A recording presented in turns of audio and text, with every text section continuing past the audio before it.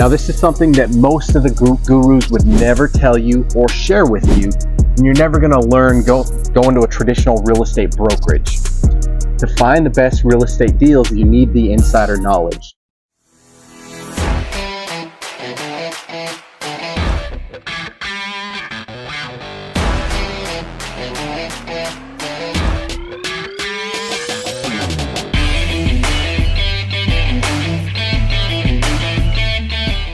Let's talk about how to find the best real estate deals.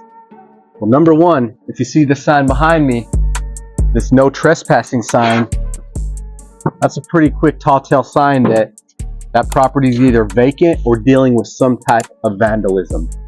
Now, that's just one of the signs that we look for as real estate investors when we're looking to identify and assess quality off-market real estate deals. Now, this is something that most of the gurus would never tell you or share with you, and you're never going to learn go into a traditional real estate brokerage. To find the best real estate deals, you need the insider knowledge. The first thing that we do is what we call driving for dollars.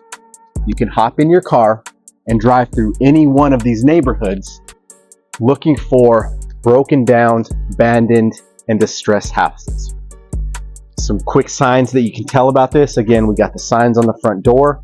You can look at the electrical meter box, and if it's pinned with a red clip, that's going to tell you, well, electrical has been cut. This house is likely vacant.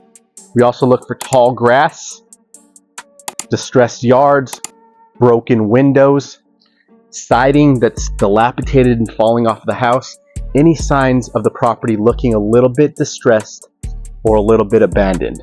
The house could even have people living inside of there, but if there's deferred maintenance, that's a quick hint for us as real estate investors that this could be a hidden opportunity that we can dial in and locate, right?